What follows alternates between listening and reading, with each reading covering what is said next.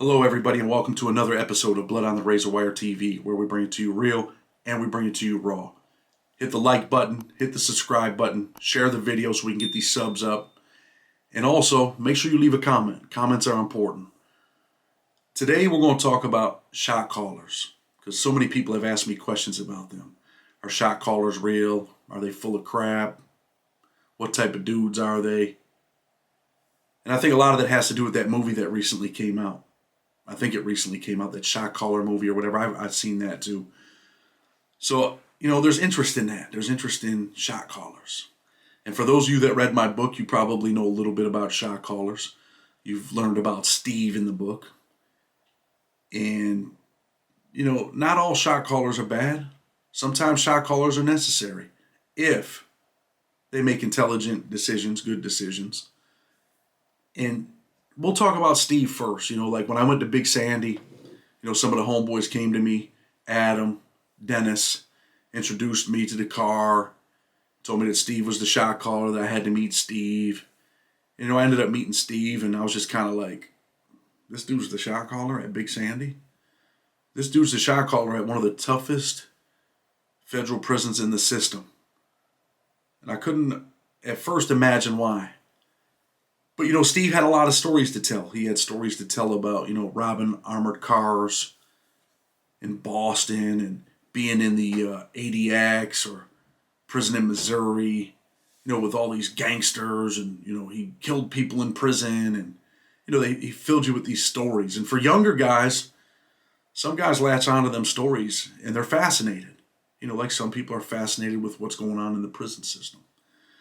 So people are fascinated by Steve, fascinated by his stories. I admit in the beginning I was a little bit lured in to Steve. But then I started to understand. Steve had a couple life sentences. His case is one of the ones that was loosely based on the movie The Town. But as I got to learn who Steve was, I said, man, this dude has nothing in life. Absolutely nothing in life.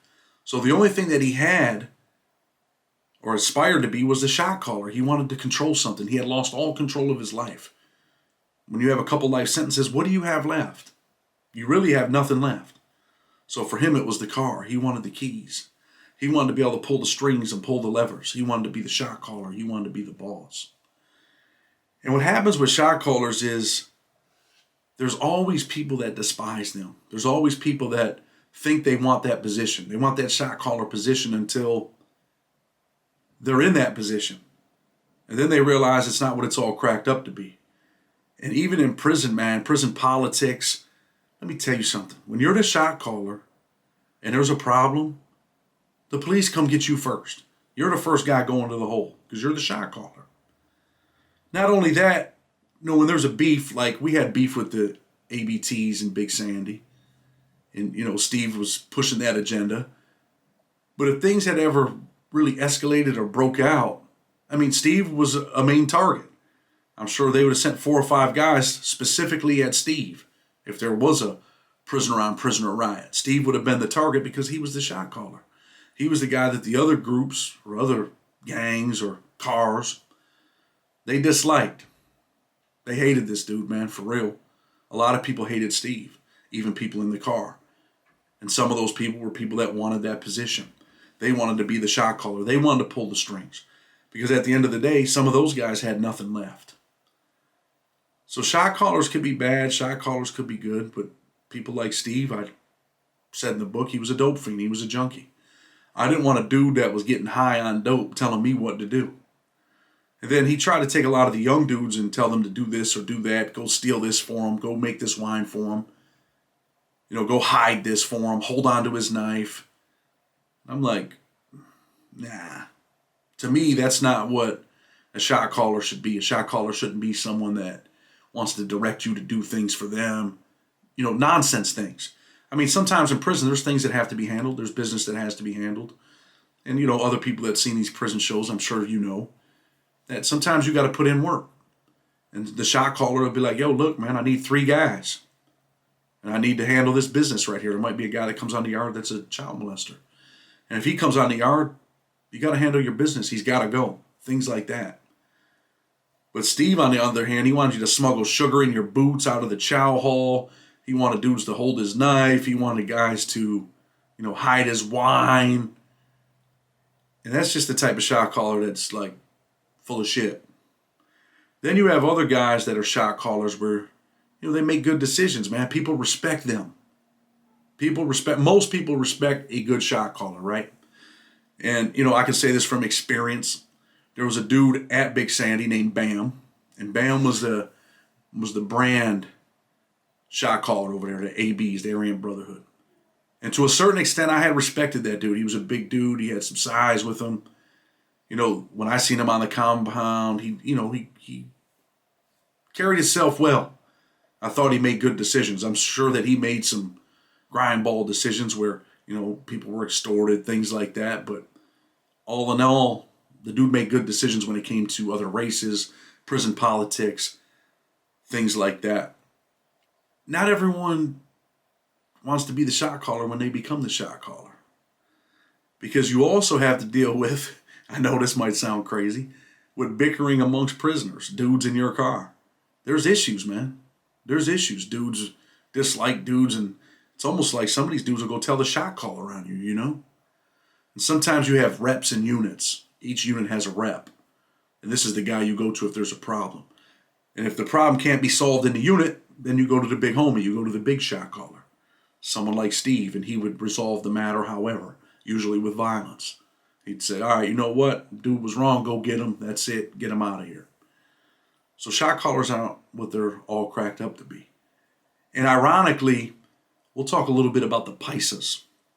I've been in prisons with a lot of paisas. Those are like Mexicans from Mexico that stick with their people, or people from other countries. They're like foreigners, but mostly Mexicans. But it always seemed like the Mexican shot callers would last anywhere between 12, 13, 14 months. And then his own people would jump on him. And they'd get rid of him, overthrow the government, the prison government, paisas. And they'd elect a new shot caller. Then there would always be, problems about who wants this guy and who wants that guy. And they'd go out there and they'd have a little election. Yeah, I know. They'd have an election in prison for a shot caller. Sounds ridiculous. Not what you expect in prison, right? Not what you expect in prison. And they would overthrow their shot caller. And then there'd be a new guy. And he'd usually last 12, 13, 14 months. And then they would overthrow him. But they don't overthrow him. I've actually seen them like assault their shot caller. Their shot calling days eventually come to an end.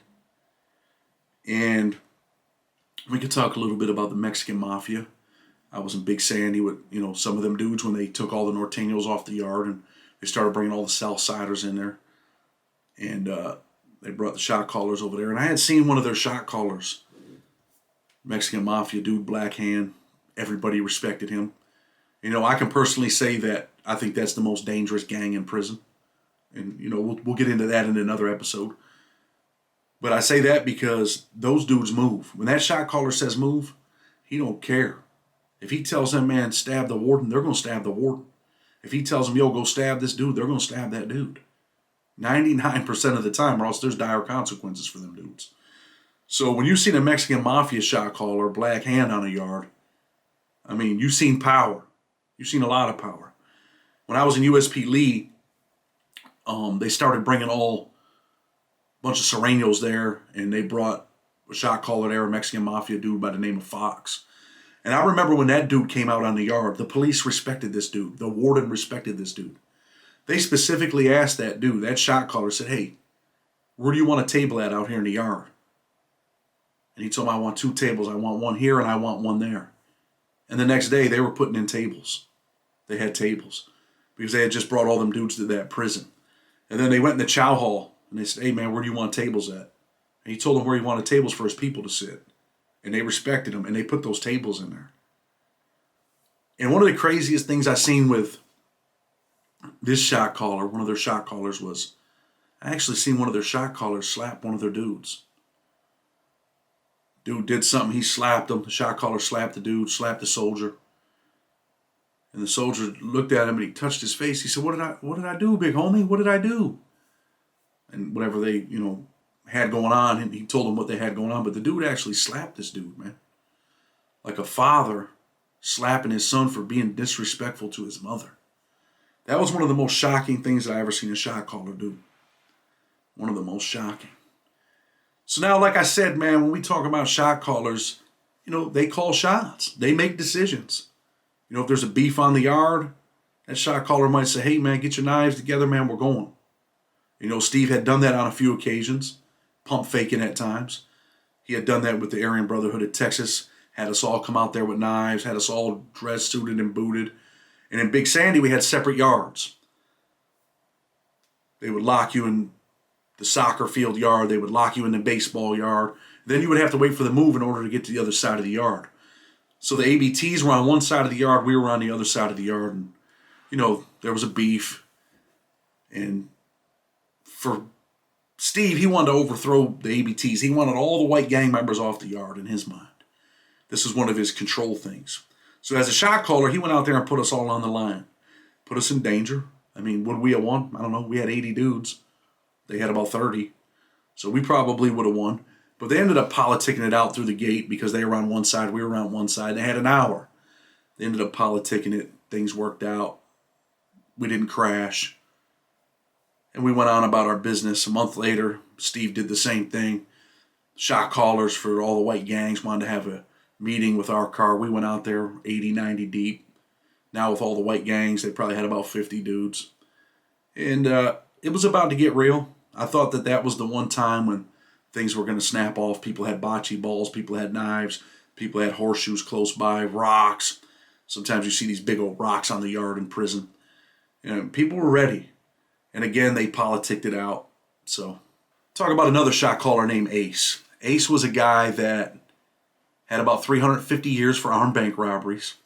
Knew he was never getting out of prison. The only thing that Ace had was he wanted to be the shot caller for his car, for the Ohio guys. He did a lot of gambling, did some legal work to earn money. He was the shot caller. But this guy was an absolute moron. But dudes respected him. I mean, he convinced people, I say he was a professional con artist. And what ended up happening with Ace was his own people ended up getting him. Because they say he went to the hole. Ace is a white dude. He went to the hole, and they said that he lived with a black dude, which is, prison politics. It's a no-no in a maximum security prison if you're in a white car to live with a black dude. They said he was living with a black dude from Ohio. But really it was just an excuse for his people to smash him when he got out of the hole. Somebody wanted his position. Someone wanted his power. They wanted to take over the Ohio car. And the only way to do that was to get rid of Ace. Now, don't get it wrong. Ace would put in that work. Carried a knife. Didn't have no problem stabbing you. So Ace comes out of the hole, and there's a plot to get Ace. They're out on the yard. They send two dudes to go get him. A dude named Slim and another dude named Face. They go after Ace. Ace pulls out a knife. He's fighting back. He starts stabbing Slim. They start shooting from the tower. Warning shots. Tell everybody, get on the ground. Ace doesn't get on the ground. And they shoot him. They shot Ace. Shot him through the back with an AR-15. Blew his guts out of his stomach. The nurse comes out on the yard. She starts wiping the dirt off, trying to put his guts back inside. I know. It's graphic, right? I know. We're going to talk more about Ace, man, the whole story. But those are the things that happen to shot callers, man. Shot callers like Ace. Your own people come to get you. And as a result, you get shot in the back and get your guts blown out. Crazy. If you went to prison, would you want to be a shot caller? Think about it. Really, I don't want you to go to prison. I don't want you to go to prison. I don't want you to be a shot caller. I don't want you to have to carry a knife. I don't want you to know if, that day is your last day. I don't want you to wonder if your own people are going to attack you. I don't want you to be in prison thinking, man, this is all I got. I got nothing left. So I might as well be the shot caller. Think about it. Think about it. It's a jewel, man. There's life lessons to be learned. You're better than that. Better than prison, better than being a shot caller. And with that, Blood on the Razor Wire TV. Until tomorrow, we're out.